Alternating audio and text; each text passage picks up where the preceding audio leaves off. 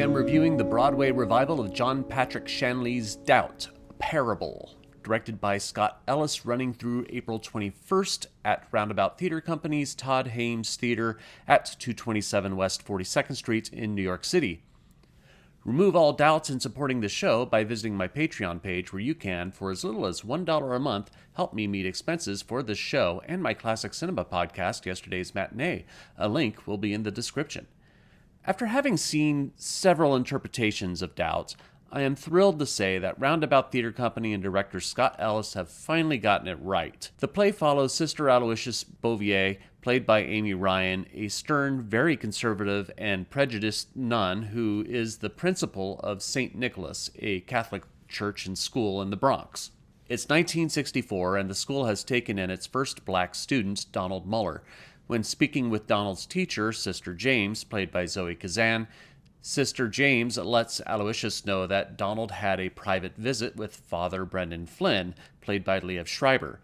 Sister James notes that Donald returned with the smell of alcohol on his breath.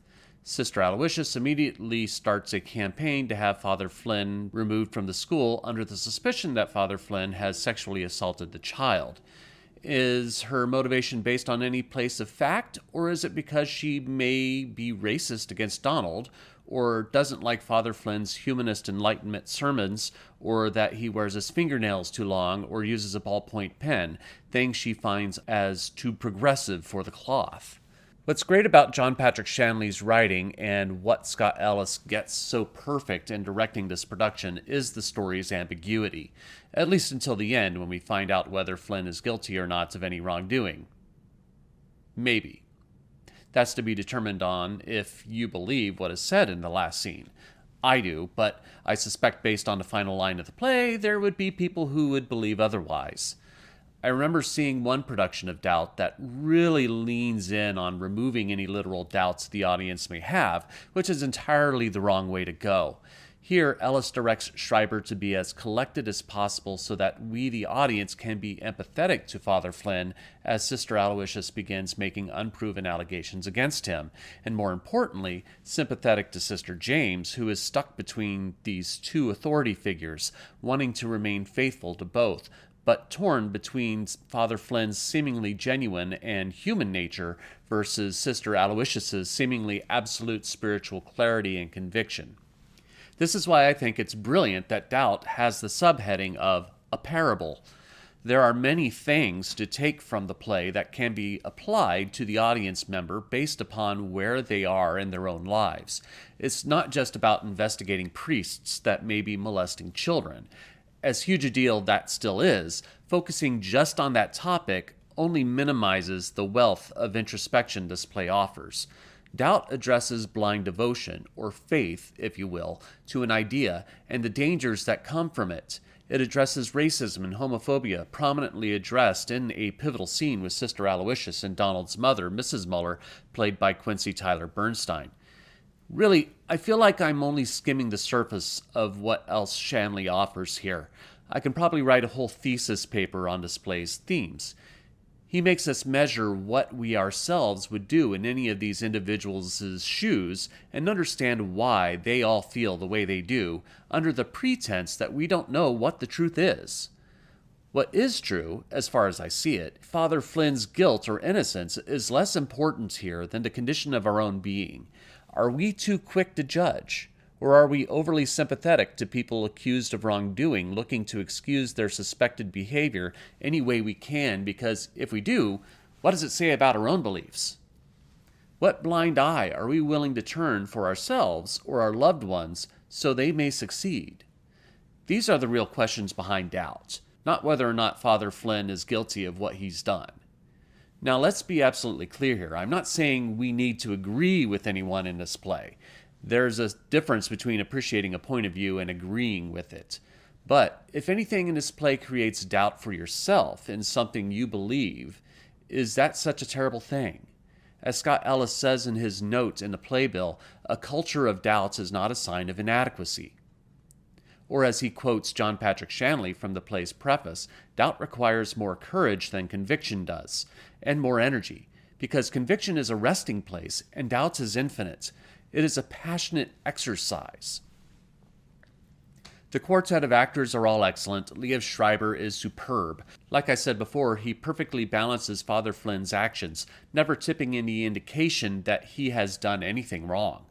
As far as Schreiber's concerned as an actor, at least in my interpretation of his acting, Flynn hasn't done anything wrong, and that's exactly how the character should be played.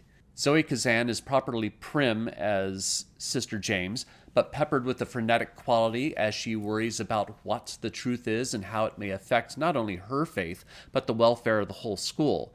Quincy Tyler Bernstine, in her one scene, gives a tempered performance, not as bombastic and righteous as some others I've seen. There are fires stoked in the inner depths of her being, for sure, but she plays it with the reservation of a black woman addressing a white woman in 1964 who is afraid her child will get thrown out of a school that will offer her child opportunities in his future that otherwise wouldn't be afforded to him.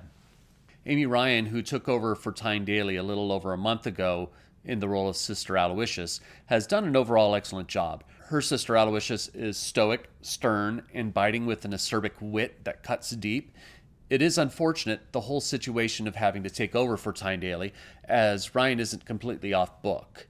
I noticed looking back from my seat in the orchestra that the monitors hanging from the balcony that are usually reserved for cast members in musicals to be able to see the music director, the monitor was scrolling lines for her for some of the scenes she was in. I probably wouldn't have noticed the turnouts she made in order to read her lines on occasion if I hadn't noticed the monitor first, so she's been hiding it fairly well. It's all very unfortunate, but understandable since the show is on a strict schedule.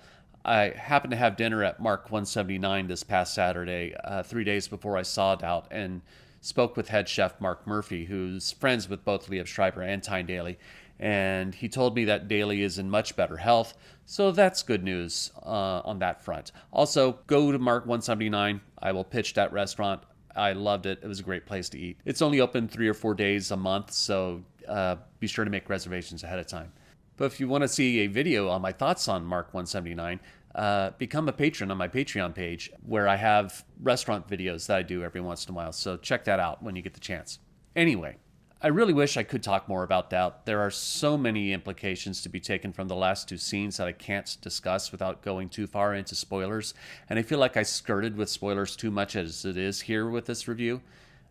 This is an amazing production. I haven't even gotten into David Rockwell's amazing set design with the rotating stage from Sister Aloysius' office to the school's cloister garden. It's impressive. Go see Doubt. Every time I see it, I take more from it, not just from a creative standpoint, but from a personal perspective as well.